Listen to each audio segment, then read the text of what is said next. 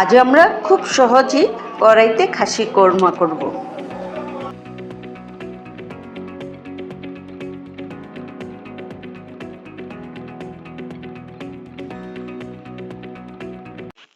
আজ আমরা খাসি মাংস রান্না করব। তার জন্য এখানে যা যা লাগবে, প্রথম আমরা দেব পেঁয়াজ বাটা। এখানে আমার 1 কেজি খাসির মাংস আছে, তার জন্য এখানে হাফ কাপ পেঁয়াজ বাটা দেব। আদা বাটা দেব 1 টেবিল চামচ, রসুন 1 চা চামচ, হলুদ বাটা 2 চা চামচ, মরিচও দেব 2 চা চামচ, জিরা বাটা দেব 1 চা চামচ, ধনে গুঁড়া 1 চা চামচ, আর কারি মশলা গুঁড়া 1 চা চামচ। আজ আমরা একটি কারি মশলা করব। তার জন্য এখানে ধনে পাতা নেব 4 টেবিল চামচ, জিরে নেব 2 টেবিল চামচ, গোলমরিচ 2 কালারের নেব, সাদা আর কালো। যদি একটা থাকে একটাই নেবেন, আর যদি দুটা থাকে দুটোই নেবেন।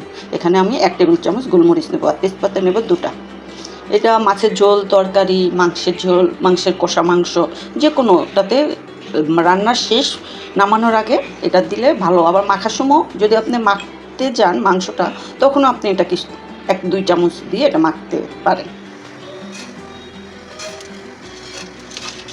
হালকা তেলে, বেশি গরমও না আবার বেশি তাপাও না। এই যেমন এটা গরম হয়ে গেছে, এখন আমরা এটা ঠান্ডা করে গুঁড়া করব। এই যে আমাদের কারি মশলাটা রেডি হয়ে গেছে। এই কারি মশলাটা রেডি। আমরা এখন এই সুন্দর ঝাঁটার মধ্যে রাখবো।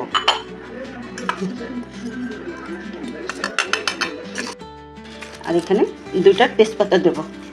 এখানে টক দই দেব 2 টেবিল চামচ,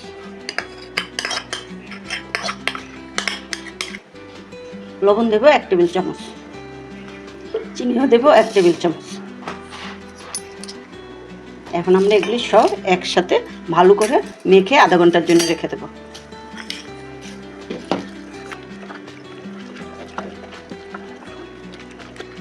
এই যে আমাদের মাংসটা মাখা হয়ে গেছে, এখন আমরা আধা ঘন্টার জন্য এটা ঢেকে রাখবো। আমরা প্রথম আলুগুলি ভাজবো।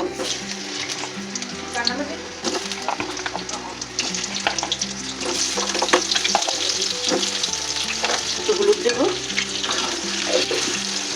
আর একটু লবণ দেবো।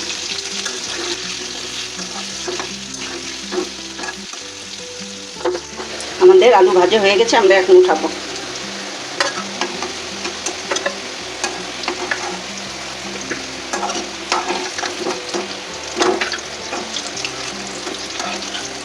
এখন আমরা এলাচি দারচিনি দেবো, আর এই যে পেঁয়াজটা দেবো।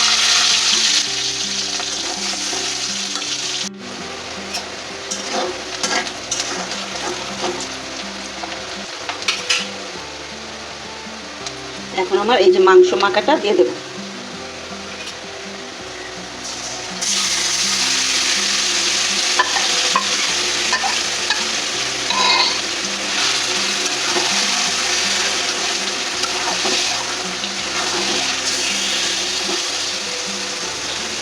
একটু বাটিটা ধুয়ে জলটা দিয়ে দেবো।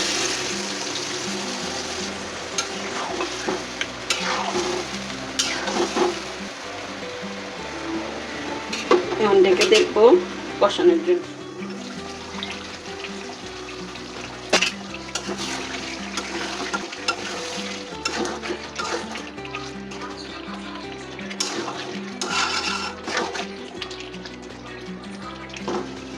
একটু পরপর না লাড়লে লেগে যাবে নিচে, এর জন্য একটু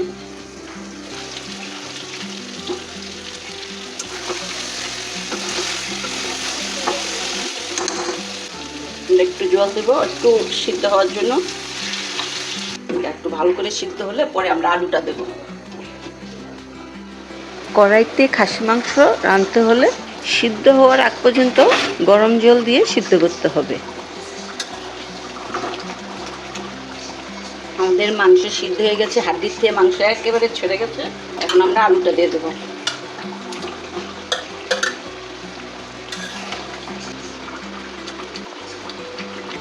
আর একটু জল দেবো।